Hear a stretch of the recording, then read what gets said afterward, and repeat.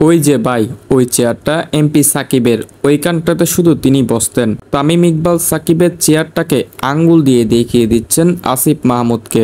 দর্শক, তামিম ইকবালের সাথে বিসিবির প্রধান পাপন এবং সাকিবের সাথে নানান বিষয়ে ঝামেলা থাকার কারণে এতদিন যাবৎ বাংলাদেশ ক্রিকেট দলে আসেননি তামিম। তবে সরকার পতনে বিসিবির পদ থেকে অভিমান ভেঙেছে এবার তামিম ইকবালের এবং সাথে সাথেই যোগ দিলেন বাংলাদেশ ক্রিকেট বোর্ডে। আশঙ্কাটা করা যাচ্ছে তামিম এবার খেলবেন বাংলাদেশের ক্রিকেট টিমের হয়ে। বিসিবির প্রধান উপদেষ্টা আসিফ মাহমুদ মিরপুর জাতীয় ক্রিকেট স্টেডিয়াম পরিদর্শন করতে এসেছে, তবে তিনি একা নয়, সাথে এনেছেন তামিম ইকবালকে। তামিম ইকবাল মাঠের আনাচে কানাচে সবকিছুই দেখিয়ে দিচ্ছেন আসিফ মাহমুদকে। উজ্জ্বল চেহারায় তামিমকে দেখা যাচ্ছিল সেদিন। বিসিবির সকল কর্মকর্তা এবং আসিফ মাহমুদের সাথে তামিম যখন স্টেডিয়ামের কক্ষে প্রবেশ করে, তখন শুরুতেই আসিফ মাহমুদকে আঙ্গুল দিয়ে ইশারা করে বলেন, ওই যে ওই চেয়ারটা দেখতে পাচ্ছেন, ওইখানে সাকিব বসতেন এবং ওই দিকটা আমার চেয়ার ছিল, ওইটাতে আমি বসতাম।